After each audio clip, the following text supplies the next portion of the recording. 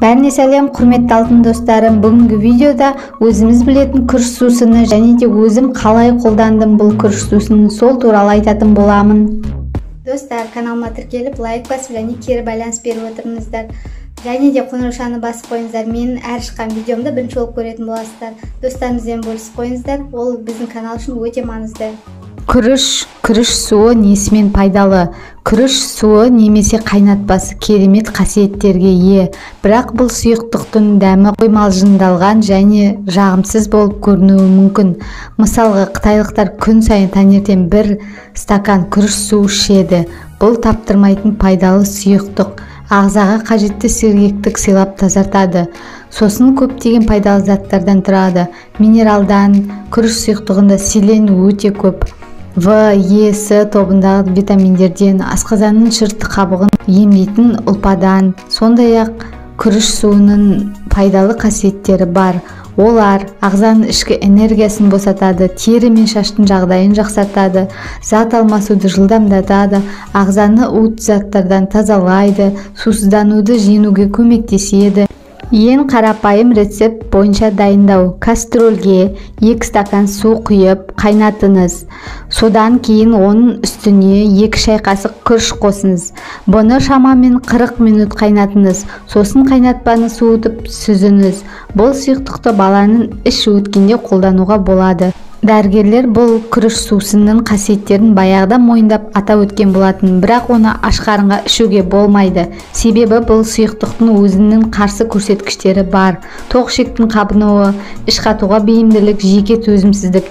Егер сіз күріш қоспасын дайындағыңыз келсе, оны дұрыс қайнатуды орындаңыз. Тағы бір рецепт құсу кезінде қолданылады. Бұл рецепт бойынша бізге 1 стакан күріш пен тұз және 1 литр су керек. Алдымен күрішті ұн секілді кофе ұнтағында ұнтақтап аласыз. Ұнтақтамай күріштің өзінде салуға болады. Содан кейін суды жылытып, оған ақырындап күріш ұнтағын қосыңыз.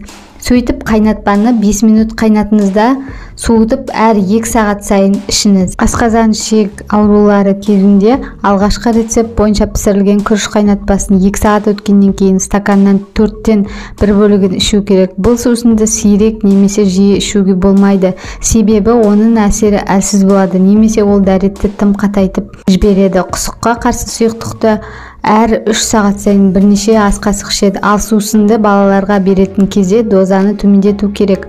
Оларға 1 ас қасықтан өзі жеткілікті болмақ, бірақ сәбилерге жиі беріп тұруға рұқсат етілген. Құрметті алтын көрермендерім, күріш сусыны 100%-ға әсер етсін десеңіздер, оны дұрыс ішкен жөн. Арықтау үшін ішкіңіз келсе, таңертеңнен бастап аш қарынға ішкеніңіз жөн. Бұл ағзаға энергия беріп тазартады. Суды күні бойы тамақтанар алдында кішкене порциямен қабылдау ұсынылады. Егер таңғы асты күріш сусынымен ауыстыратын болсаңыз, аптасына 1 келі тастауыңыз мүмкін. Күріш сусын бетке маска ретінде де қолдануға болады. Мен өзім күріш сусынын пайдаланып көрдім. Яғни балам ауырған кезде құсып ауырды. Таңертең тұрғанда құсты, судан бастап регидрон бердім, басылмады. Содан кейін осы күріш қайнатып, күріштің суын бердім.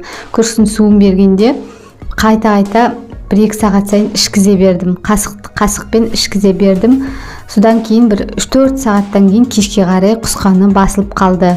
Ол үшін күріш сусынын теріге жағыңыз.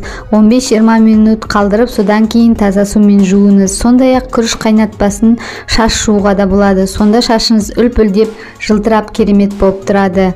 Естіп отырғандай, күріш сусыны таптырмайтын сусын. Ол ауру кезінде жақсы көмектеседі. Көбіне балаларға 15 минут сайын 1 қасықтап беріп отырыңыз. Қасықтап бергені дұрыс. Бір ыдысқа құйып алыңыз да, сосын қасықтап бере беріңіз.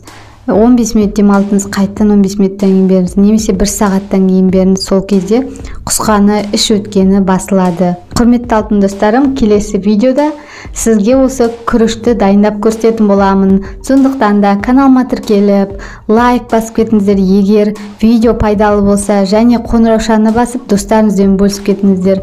Достарыңызда барлығы үй жағдайында қалай емделу керек екенін, керек кезде көмек қажет болып қалады, сонда қалай жасау керек екенін біліп жүрсін. Әр қазағым бай, қуатты болсын, денсаулықтары мықты болсын. Келесі кездескенше достар, сау болыңыздар.